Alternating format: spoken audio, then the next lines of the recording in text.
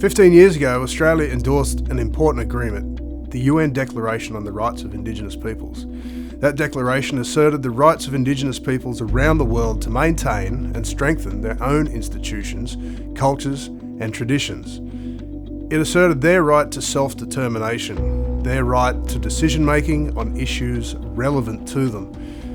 By endorsing that declaration 15 years ago, Australia sent a message to the world's Indigenous peoples that it cared. It cared about their rights and about their futures.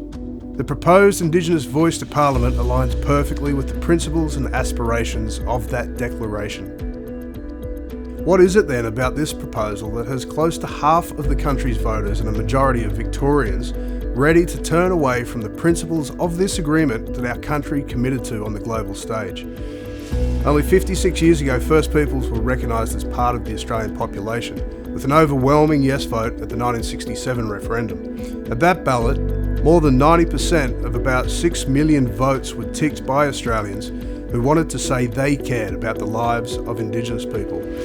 They didn't know what would happen next. They didn't have all the detail, but they said yes. Historically and in modern Australia, Aboriginal and Torres Strait Islander peoples have endured dispossession, discrimination, marginalisation and human rights violations. Australia has failed First Nations peoples on cultural heritage protection, land rights, health disparity, child removal.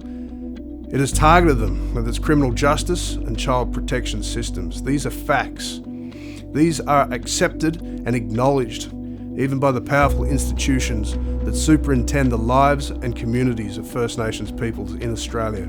The Age's readers have heard this acknowledged over the past 2 years from our coverage of Victoria's Yoorrook Justice Commission, the first Truth and Justice Commission in Australia. They are hard truths, uncomfortable truths, but truths that make clear the corrosive effects of colonisation persists. A voice will allow First Peoples to correct this abysmal situation.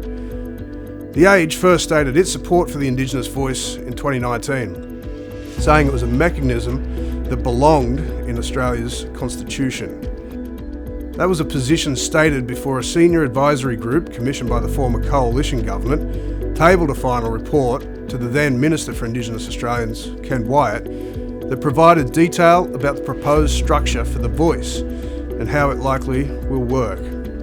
Ahead of Saturday's referendum ballot, The Age restates that position and urges Victorians and Australians to vote yes in tomorrow's referendum. In 1967, The Age led the way in its campaigning for a yes vote in the referendum to count Aboriginal and Torres Strait Islander peoples as part of Australia's population and to enable the Commonwealth to make laws for them. Voting yes to these proposals is a simple matter of humanity. It is also a test of our standing in the world. That was the newspaper's editorial, published 4 days before the historic ballot. The Voice provides an opportunity to work towards greater equality and the genuine, meaningful inclusion of Aboriginal and Torres Strait Islander communities in the nation's future. It is a chance to take another step on a more just and unifying way forward for all Australians. A yes vote for The Voice is the possibility to address this unfinished business.